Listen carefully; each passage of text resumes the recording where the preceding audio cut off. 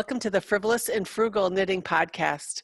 We're two sisters and best friends who share our fondness of knitting, those things that we create, and we do it all with the love of the knitting community. And of course, we have to add our little twist of frivolous and frugal. And I am the frivolous one. I am Dawn. And Dawn, you are number 4 of 8, right? I am, at least the last I checked. No, we haven't replaced you yet, so that's a good thing. Regardless of what you believed when you were growing up, you were not adopted. You were fourth mom. And I am frugal Miss Penny, and I am the oldest of 8. So, well, yes, ma'am. I have a question. Okay, this is going to be a long episode if I squirrel in the beginning. Miss Laurel wants to know why you always use Miss, like Miss Penny, Miss Dawn. Well, Miss Laurel, the reason we do is because when we were in the military, we were stationed in the South for about 14 years. And in the military community and culture, you always address people respectfully. Yes, ma'am, no, ma'am, yes, sir, no, sir. In the South, the term Miss is a term of respect. So when you were a school teacher, it'd be Miss Penny. If you were a Sunday school teacher, it was Miss Penny. And we raised our boys to use that term of respect for adults.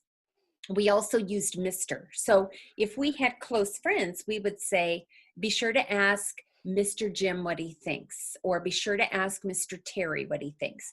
So that's why we've used it. I've always used it as a term of respect.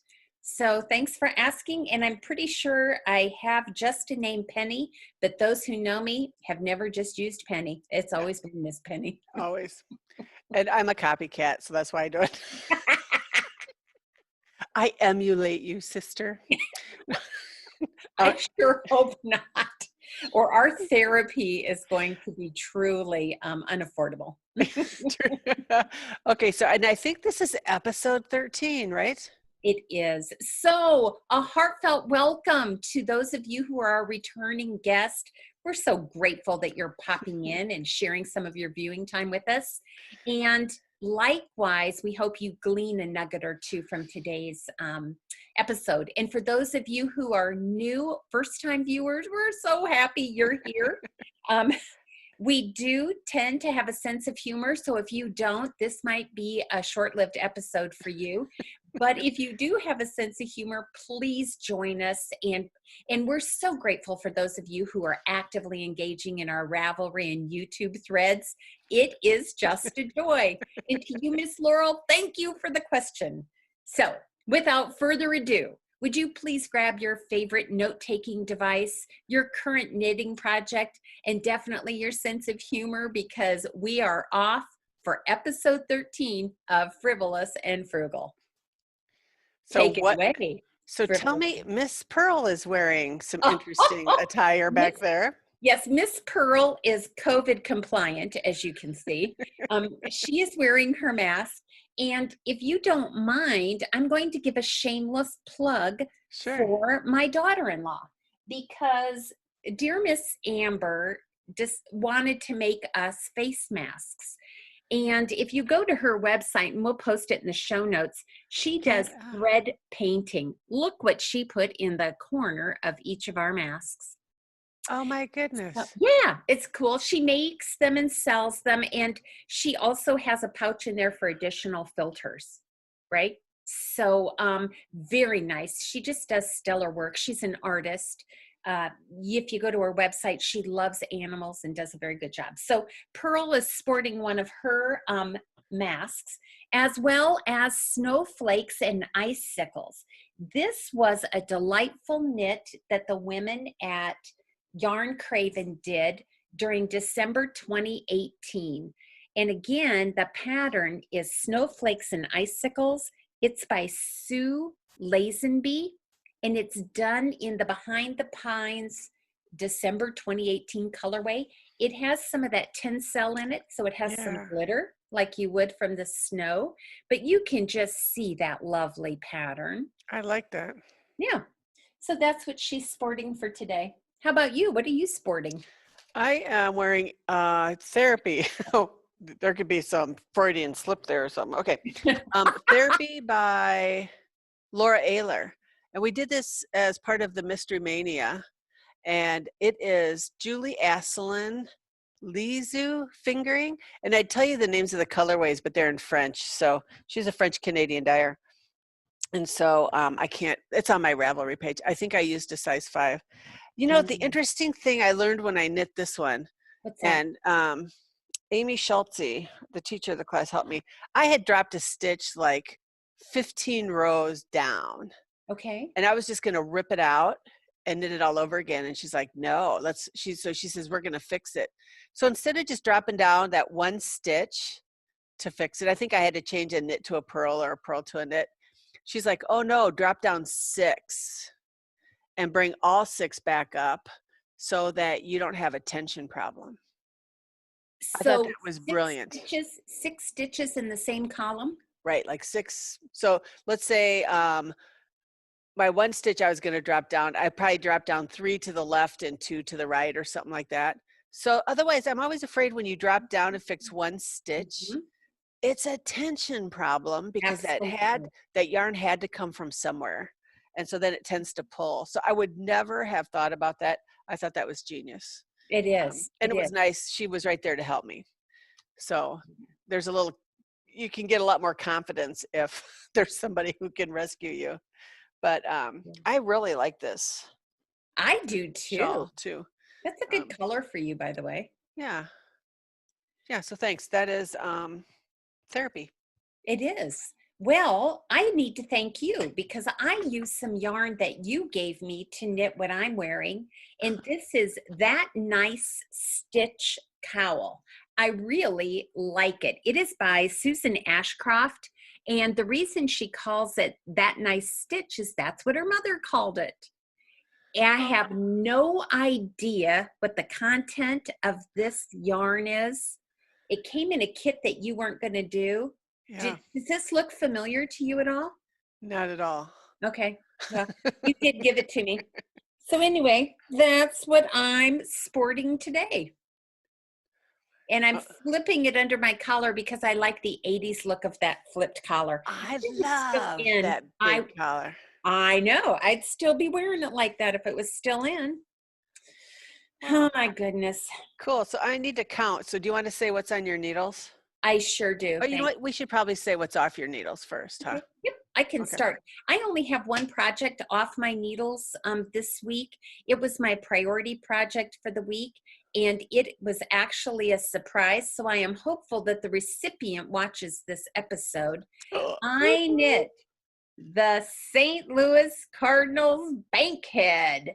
This is for our sister Nikki's best friend, Miss Donna, and it is knit in, I have to say, Dawn, my favorite superwash worsted weight wool. Really? It's a mint rain. And she was, I think I told you before, she was such a pleasant person to work with. I asked her to give me some different striping pattern, and she did. Very quick to respond. It's just so tactily nice and warm, nice twist. So, Miss Donna, this is your hat, darling. Yay! Yay, yay. You might not get it until, like in a few months, but you should have it before football season. Oh, no, the Cardinals are baseball. Never mind. I'll get it to you eventually. And you did that pom-pom, huh? I did. I have to tell you, I am becoming a pom-pom fanatic. Only thing, it's true. The only thing I need to learn how to do is avoid these little bits and bobs that sometimes pull out. Yeah. So maybe I'm not tying it as tightly as I need to. I'm not sure. And I crank it down. I torque it pretty hard, but I'm going to continue to work on that because I think I said this last week. I have a hashtag going on my Instagram page, hashtag 45 hats, 45 designers.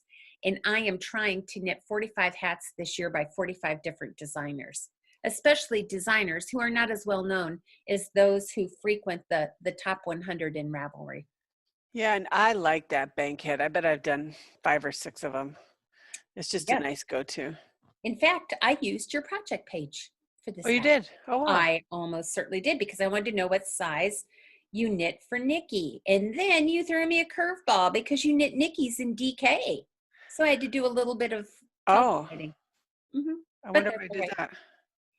Wow. I think because the base was in DK. Oh, probably. Yeah. Which altered the number of cast on stitches and needle size. Yeah. So what's off my needles? There it is. Goldfish memory. Oh, we want to see every inch of that. I forgot to measure it, actually. I'm so glad you switched colors, Dawn. Me too. So glad. Yeah. I'm going to take this off. So this is the end. Okay. So I did not follow the pattern at the end. So you rebel. These last two sections were supposed to be a repeat of the lace. I just thought the lace was going to pull in, which was an error because the lace blocked out just fine. But yeah, and then I just kind of changed some of the striping sections too. Look at you. Yeah, so see that lace turned out fine. It did. And I was worried that it was going to pull in. I'm a sucker for those stripes. Look at that. No, you are. I know. Yeah. Yeah. So I'm going to guess it's got to be close to 70, in the 70s. It's pretty wide though, too. I would say, it's not 36 inches. I'm going to guess that 24 inches wide, maybe. Okay. And it's on the bias. So, yep, I like it. I like the colors. Again, that's Leading Men Fiber Arts. And I finished it yesterday, so I got to count it towards Stash Dash. Oh, so I forgot. Tell everyone about Stash Dash. So Stash Dash is a, what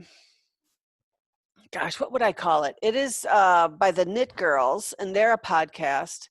And Knit Girls is spelled with 3 L's. Somebody asked me that because they couldn't find it. So Laura's one of the podcasters, and she started this about 8 or 10 years ago, I think, where the last day she works for the school year till the first day she goes back in the summer is just a kind of a self-motivating goal. You just set a goal. Yeah, a challenge. That's good. And you get to pick, like, if you want to do by meters, 1,000, 3,000, 5,000, whatever. So I picked 15,000 meters for this summer. So from May 22nd to August 22nd.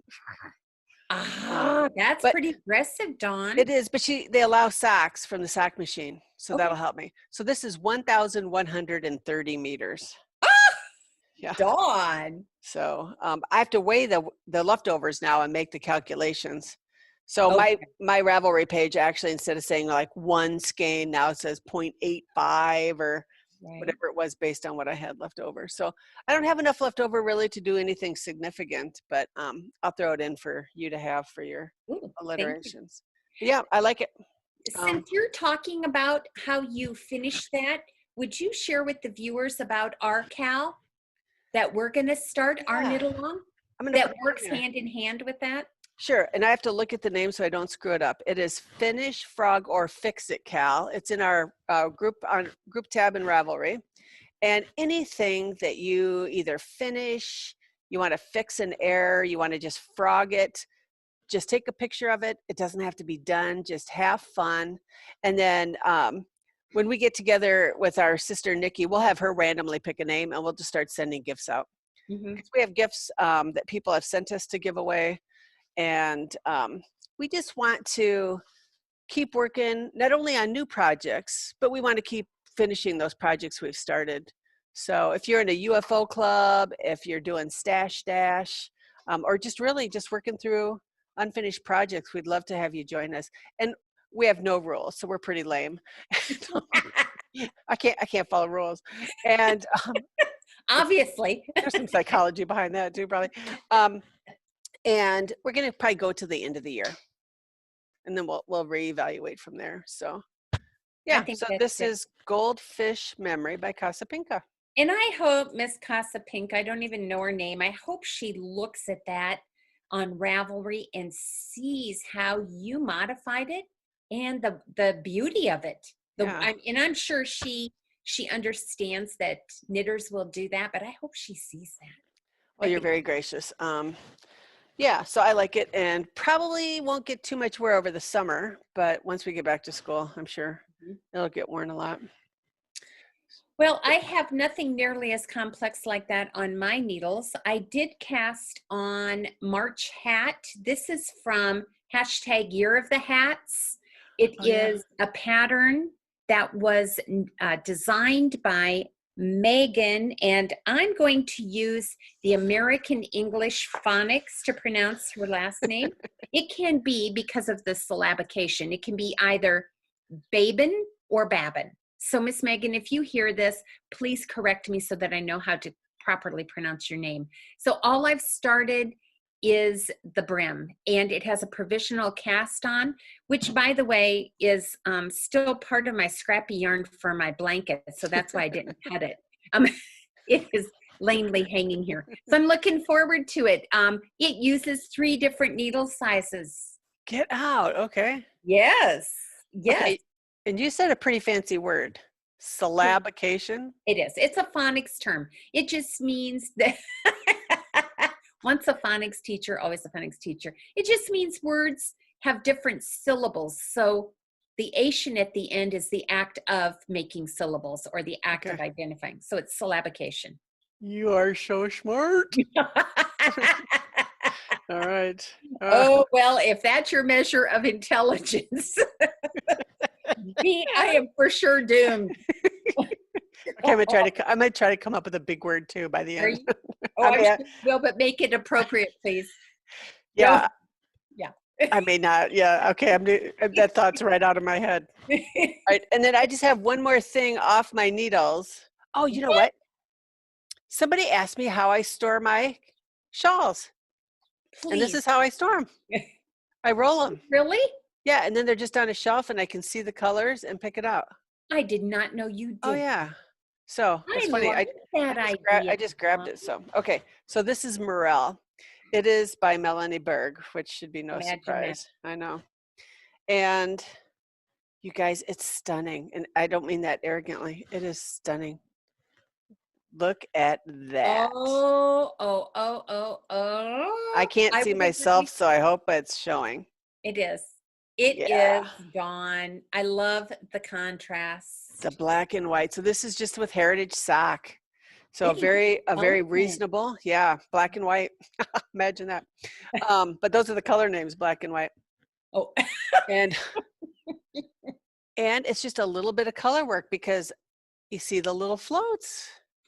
Look at you. Yeah. And then it's intarsia too, because that's how the black meets the white. So you learned how to do, was that your first intarsia project? Yeah. And if you look at the back, you would know it's my first intarsia project. I'm not showing that, but it's a big shawl. So yeah, I like it. And, very nice. So this was in her first shawl book. Okay. And you know what she does in her books that was unique to, I think, other designers, is in the back of her book, she actually got permission from people to use their Ravelry pictures. Yes. So I liked her original one, but this was an example of black and white that was in that final section of Ravelry pictures. And that's what made me go black and white. I'm not a fan of knitting on black, because at my age, it gets harder. And then, so I always just throw down a white dishcloth or a pillowcase, unless I'm working on a white table, which is not very often. So yeah, I like it. I do too. Any big plans for when and how you're going to wear it? You know, I don't. And I haven't worn it yet, so I will need to. Joanne had it on display for a while at Magpies. So please let the maiden wearing be on the podcast. Oh, okay. Okay. With COVID going, I don't know if I'll. Well, that's true. Crank down your, what do you call it? Crank down your air conditioning. And wear it. Even Austin aren't going to mind. So yeah, go ahead. That's good. All right. So, and then, you know what? I was behind. You said, what's on your needles? Oh, no. I jumped ahead because I only had one thing. Oh, and I was a little embarrassed. So I wanted to show something. Go ahead. I'll let you do 2 in a row. I can't do 2 in a row this week. Well, let's both show what we're doing. Oh, really? Let's. Okay, go ahead. So our niece Brianna wanted to do an auntie knit along. So we picked out the hitchhiker. So we have both started our hitchhikers. And again, not being able to follow patterns all the way, I'm adding every 8th row a row of eyelets, and Pitty's doing that too. That's just a simple modification I actually took from somebody's project page on Ravelry. Mm-hmm. And yeah, so this will be Brianna's first shawl, and I think she'll be joining us on the podcast soon. Yes, so you'll get to see hers, and she is far ahead of both of us. Yes, she is. I'm knitting mine in Volmai's yarn, first time to knit it, and this was a special surprise and very thoughtful gift from Miss Amy Shalsey.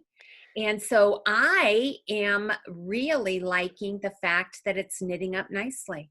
I think you're knitting yours in Volmai's. I am. And again, a good comparison between the two. You see your eyelets, you don't see mine as well because of just the color change. But this yarn is delightful. It is. Yes, and mine was a gift from Miss Amy too. Yes, Okay, it's very and I have a stitch marker. Oh, and as well, Look at that. Okay. Look at that. It is a pin stitch marker. So I'm moving up the ladder. And you this says use little circles. This says P on it because that's the side I need to do the purl stitches. All right. Oh, which reminds me, there was another question. How do you spell your mannequin's name? Oh, like the stitch, P-U-R-L. I like homophones. Really? And yeah, those are words that sound the same, but they're spelled differently. And so, and they have different, imagine a phonics teacher. So purl is spelled like the stitch. I'm trying to think of a way to say syllabications in a sentence. And you just did. It's not profane. Okay. And then the last thing on my needles is I'm about to finish this. It is my UFO for the month of May. It is Stephen West's dotted rays. Oh, I cannot wait to see that. So I hope he sees that too. I think he's going to love your color choice. So I'm on the final bright pink, and I'm at just under 500 stitches, and it's a I-cord bind off. So I should be done sometime around Christmas. I-cord bind off 500 stitches. Oh my gosh.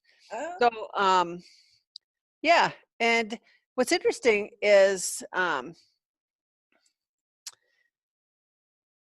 it's between sizes, because I decided I just went ahead and did these color changes, and it made sense to do it on the eyelet rows where you see the black stripes. Mm-hmm. I know this is blowing out, isn't it? A little bit. But I wanted the same number of repeats of every color. So it's bigger right now than the small size, but it will be 2 segments when it's done, 2 segments smaller than the large size. So I can't imagine that large size would have just. Well, let me ask you this. Do you have enough yarn to make it the large size? I do of the white, but that would probably be all. So, and of course I'll have the oodles of black left. But the black and then the white with black speckles was from Black Cat Fibers. They're an indie dyer out of the Milwaukee area. And then the pinks are from Wild Rose, which is an indie dyer in Manitowoc, Wisconsin. I'll see if she has a website. I'll get you that info to include in the show notes. But she did a trunk show at Magpies, and that's when I picked those out. So yeah, so hopefully that will be off my needles. That'll be nice for Stash too, won't it? Yes, it will. So. Especially for your very lofty goal of 15,000 meters. Well, of course, remember I had that goal of 5 hours of knitting a day too. I need a big word for that. Like, that would be called delusion. What is that? Something about grandiose. Oh, grandiose ideas? Grandiose delusions? I don't know, Dawn. Maybe, yeah. Well, wouldn't we all love to knit 5 hours a day? I would love to knit in my sleep. Oh, would you? I was knitting in my sleep the other night. I had a dream. Oh! No, it was not that profound. It was, well, you were in it, okay? Not that you're not profound, but the dream was not that profound. I had a dream that you and I were in my living room knitting, and I was working on that cable channel pillow cover. Poor Miss Michelle. I hope she understands that I love it. Anyway, I was knitting on it, and we were talking, and I don't remember what you said, but I said, this pattern just fits me like an old shoe. And you replied, what do you mean? An old shoe? And I said, it just fits me. It feels good in my hands. It feels good in my brain. It feels good aesthetically. And then it hit me. I had an epiphany in my dream. Oh, that's another big word. All right, go for it. So let me guess. You're going to tell us what you're learning this week, right? As a matter of fact, I am. I cannot get anything by you, dear sister. Anyway, my epiphany was this. I love stitch variety. Oh, sure.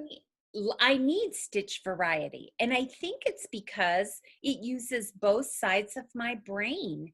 And it just engages me like I can't explain. Engages as well as calms. Does that make sense? Yes. Yeah.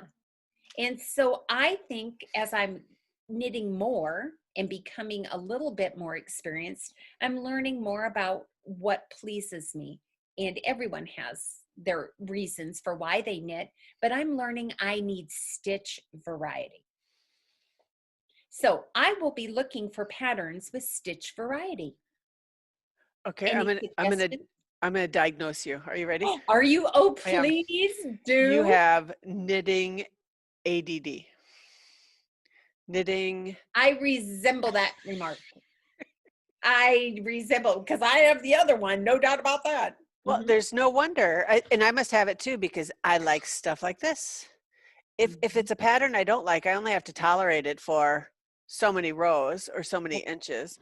But I also get to experiment. And the more stitches we learn, the more they can interchange.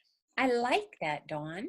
You know what I mean? Yeah. So I made some changes on this one just because I again thought I wasn't going to like it, but I'm getting more comfortable with figuring out a different. Now I just on this one just stole it from a previous part of the pattern, so I knew the stitch count would work. But I don't know. There's something about feeling those run through your fingers, and especially if you like the yarn. So there's something to be said about your epiphany. Well, thank you. Penny's epiphany. Can you syllabicate epiphany? Penny. Why do I think that sounds kind of nasty? Don't go there. You've gone almost the entire episode without going there. Okay, I'm not going there. Okay, so tell me what you're learning. I am learning. Okay, this is funny. How to learn Russian while you sleep. I know, and you're thinking, how does that have to do with knitting? Well, let me tell you. So, Penny and I talk often about busy brain. And so, you know, sometimes at night it's hard for me to fall asleep because you have busy brain. You're thinking of all the different things in your life going on. And this isn't a bad thing, but it just has the thoughts just keep coming.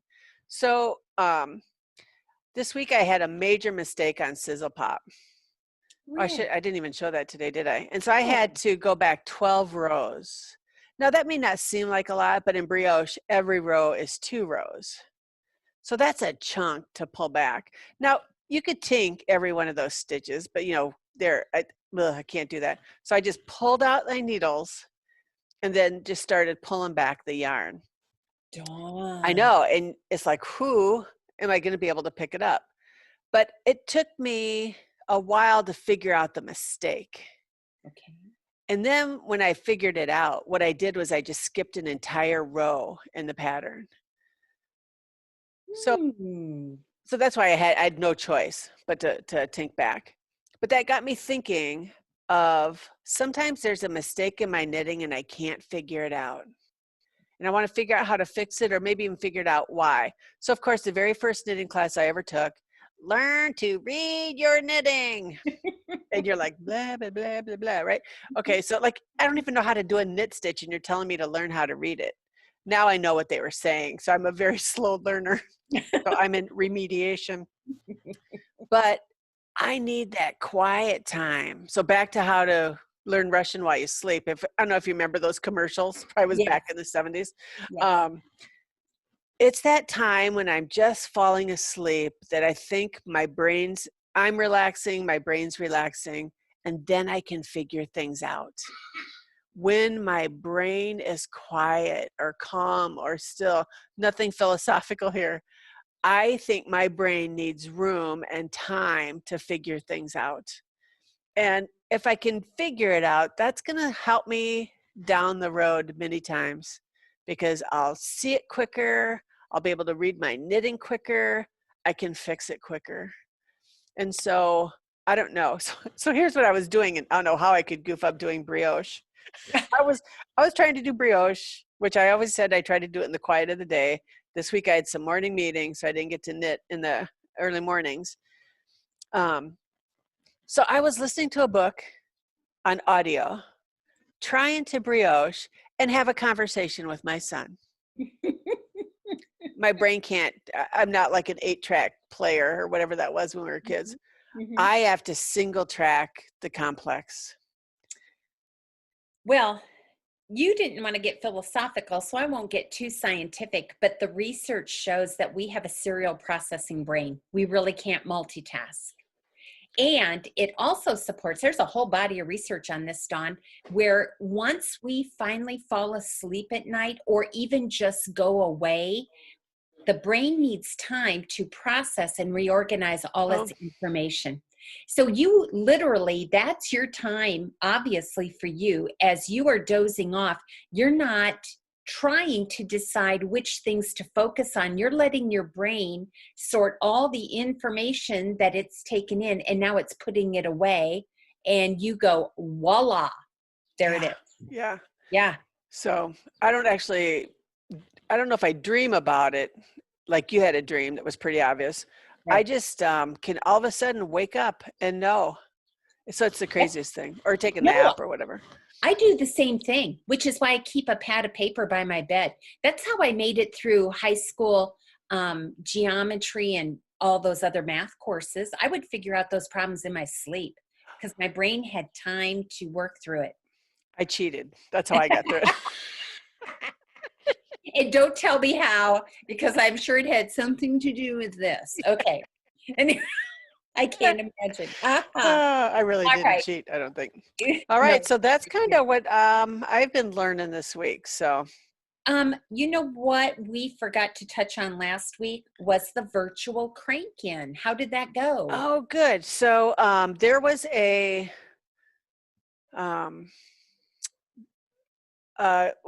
the circular sock crank world is a small world in comparison to knitting. And so you get to know the players pretty well in the different machines. But there was a family out in the state of Maine who has an alpaca farm who decided to host this virtual crank-in. And they had teachers every hour or so that are like the who's who in the cranking world. It was free. And so I was able to take a couple classes on Saturday. One of the things I'm going to try to do is how to knit a hat on the circular sock machine. So that'll be fun. And then unfortunately on Sunday, Zoom went down in parts of Europe and on the eastern seaboard of the United States. And that was coming from Maine. Oh, bummer. Yeah, so they tried to do some Facebook Live stuff, but they had some technology struggles. So that was a bummer because some of the people I was really looking forward to hearing, I didn't get to see. But I think the virtual knit-ins, crank-ins are going to continue. And so in Green Bay, not a big crank community. So for me to go to a crank-in, I have to travel. So I've gone over to Minnesota. I've gone down to Missouri.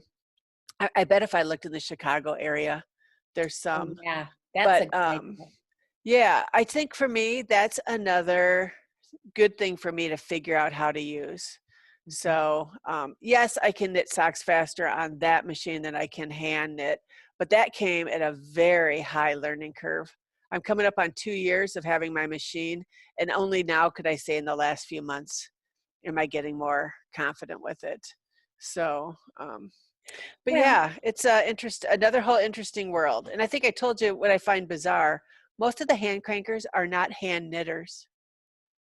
I know that I is know. surprising to me, just They just surprising. crank. And Mhm. so I can't say to them using knitting terms No. because that means nothing to them. They talk to me in the terms of the machine, and that means nothing to me. So it's Mhm. been interesting to find that kind of blend. Mhm. And some people are super serious and do amazing things on that machine. I simply do socks and maybe a hat eventually. But yeah, so that was good. Thanks for asking. It was, I'm hoping they can work the kinks out. But Mhm. we're at the mercy of Zoom right now, aren't we? Or any We are, other virtual platform that we're using. So, right. and we've all struggled with Zoom issues. So, Oh, for sure. For yeah. sure. But yeah, I love my Well, sock machine.